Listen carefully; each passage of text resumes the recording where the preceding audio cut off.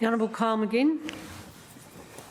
Thank you, President, and thank you, the Honourable Rosie Sahana. That was a very powerful speech coming from someone that clearly knows what's happening on the ground up in the Kimberley and has been a part of Indigenous issues, particularly with the youth, for many years. It's a great privilege to be working alongside someone who has that wealth of knowledge and does the right amount of homework on the issue when she gets up to talk about it. I think it's a real honour, and it's also an honour to get up and talk about an issue that connects very, very closely with what the honourable member just said. I take what Honourable Rosie Sahana said around prison or suicide. Well, there is another option, and that is good employment with fair working pay and conditions. And unfortunately, what we're seeing more and more of is tick and flick operations on Aboriginal Torres Strait Islander quotas within employment. And what me and the Honourable Rosie Sahana would like to raise today is a case, once again, of the signs that industry is not taking this seriously. They are not trying to employ Aboriginal and Torres Strait Islanders. They are not ensuring that they're looked after. And this story that I have here will once again show that even the biggest employers like INPEX have a long way to go. So I'm turning my attention to the oil and gas industry, and the company is called VENTIA. VENTIA are a company which describe themselves as one of the largest essential infrastructure service providers in Australia and New Zealand. VENTIA was created in 2015 following the merger of Latent Contractor Services Division, Thies Services and Vision Stream. In 2020, VENTIA acquired Broad Spectrum to become one of the biggest multinational resource contractors in Australia. VENTIA claim that they are proud of Indigenous participation, or so they say. This mob have reams and reams of pages of statements claiming a connection with Indigenous people, but I can tell you now their words are cheap. VENTIA state in one of their statements, I quote, "We believe we can make a meaningful contribution to Indigenous communities by creating long-term and sustainable employment, education and business opportunities." Now that to me sounds like forked tongue. They have a contract to provide offshore maintenance services to INPEX on one of the world's largest oil and gas facilities in our backyard off the coast of Western Australia, as the onshore oil and gas facility is in Darwin. VENTIA's involvement in INPEX offshore operations on the FPSO and the CPF facilities is the main focus of their work. INPEX say that they support the engagement of Indigenous workers. They support reconciliation action plans. Part of this commitment is ensuring that contractors they engage are not simply giving the tick and flick lip service that we're used to, and ensuring that Indigenous engagement and employment is real and supported. INPEX have a contract with VENTIA to engage no less than 6.5% of its workforce from ATSI descent. So many ATSI workers, so how many ATSI workers do you think that they actually employ on the INPEX FPSO and the CPF facility? According to their contract with INPEX, they should have a minimum of 3 Indigenous workers working offshore. They haven't got one ATSI employee. Well, not anymore. Not one. They did have one 3 weeks ago, until VENTIA decided to breach every one of its own employment standards and terminate his employment without thank you, let alone a reason for why he'd been terminated. To maintain the confidentiality of the ATSI worker employed by VENTIA on the INPEX offshore facility, we'll call the employer John. I'm going to read a letter that was sent to the Honourable Rosie Sahana and myself. That was a communication between the Offshore Alliance and VENTIA.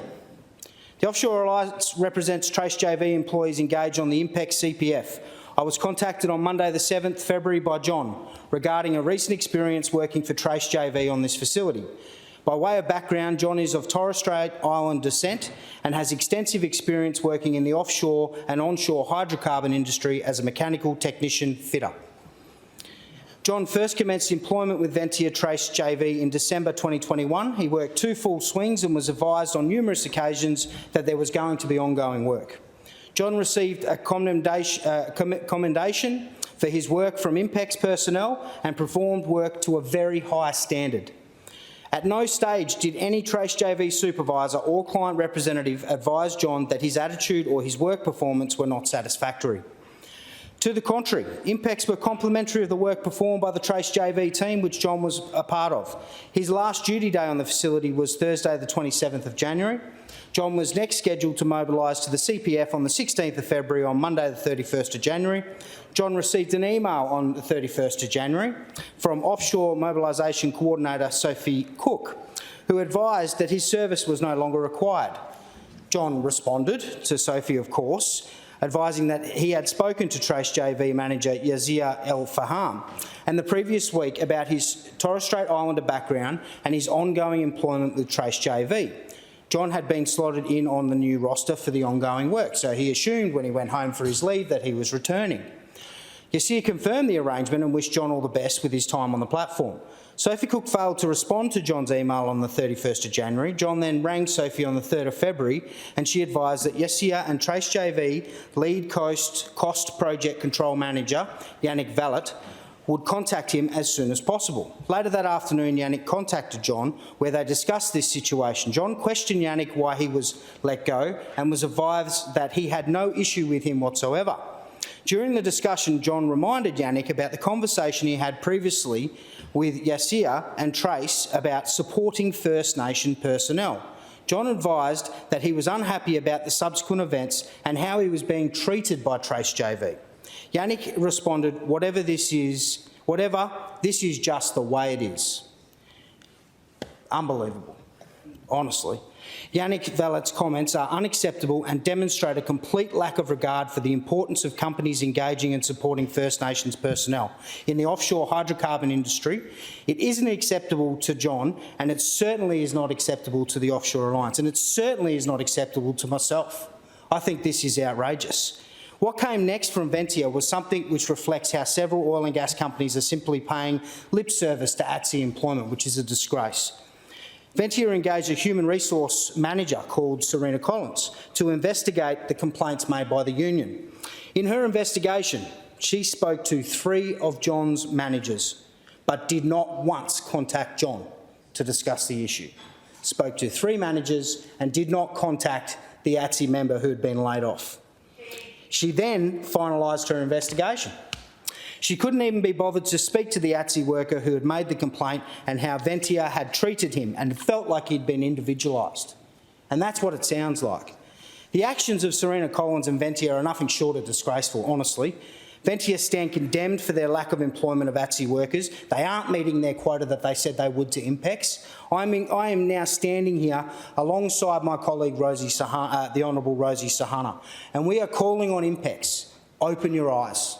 Have a real look at what you're signing on to with these contractors. Because you go around in the Kimberley INPEX talking about reconciliation plans, talking about how we want to see positive employment for ATSI workers. Well, now's your opportunity to make good on that. John, I'm sure, is one of many situations that's taking place on your operations, and I think it's about time you take a closer look. You need to have a look seriously at the situation that's gone on with John. VENTIA is your contractor. You are the client. You have your own policies and procedures. You have said 6.5% ATSI employment for your contractor. They are not meeting that obligation. Where's your obligation to enforce it? So on behalf of the Honourable Rosie Sahana, I'm calling for INPEX, imploring on you, do the right thing. Let's get this skilled young man back out on the tools where he belongs. Thank you.